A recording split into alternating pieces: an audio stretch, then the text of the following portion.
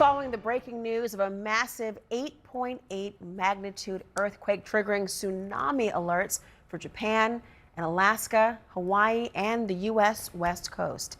CNN's Ivan Watson joins me from Hong Kong. Ivan, we've seen the images of the waves impacting a town on Russia's far east coast, but initial waves in Japan, thankfully, are lower than expected. But where do things stand right now, and what is expected from here? Right. Well, everybody's watching this very closely and taking it very seriously. The initial impact from this earthquake, just about 4 hours ago exactly, you had some buildings damaged in this sparsely populated region of eastern Russia, the Kamchatka region. And then we see images in social media of flooding, of tsunamis coming in and impacting coastal areas there. Japan has issued some evacuations and ordered residents to go to seek higher ground in some regions.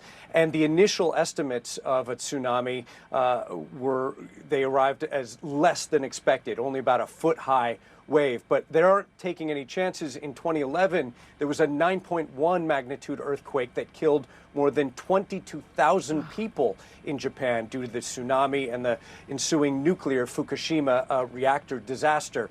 The entire Pacific Rim, there are tsunami warnings from Indonesia to the Philippines to Ecuador and Chile, and of course to the U.S. territories of Guam, Hawaii, where there are some evacuation orders, and then Alaska and Northern California and Oregon and Washington.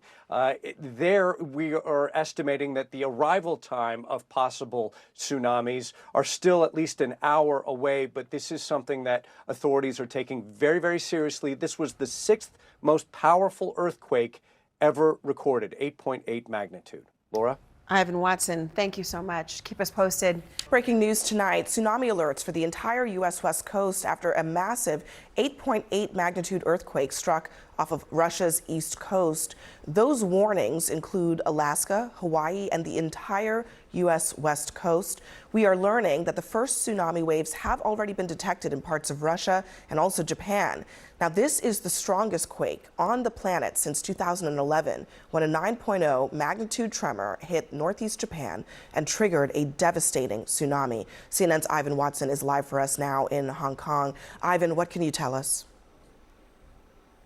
Well, Abby, it's been about 3.5 hours since this massive earthquake struck off the eastern coast of Russia's Kamchatka region.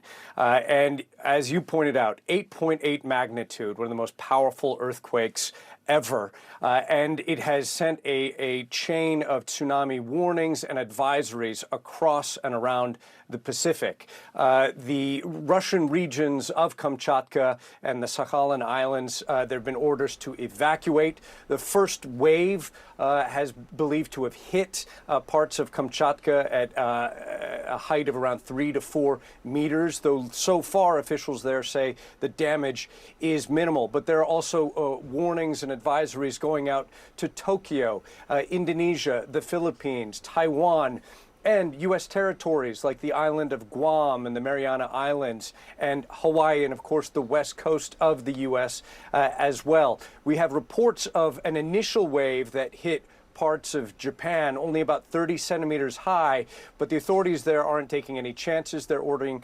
evacuations for people to go to higher ground. And then the warnings of the estimated arrival time of possible tsunamis to areas like Alaska and the west coast of the U.S., the mainland, that is still several hours away, but the advisories are in effect right now. So authorities are taking this very, very seriously. Abby. As they should. It could be potentially a very dangerous situation. Ivan Watson, please keep us posted as this unfolds throughout the night. Thank you very much for that report.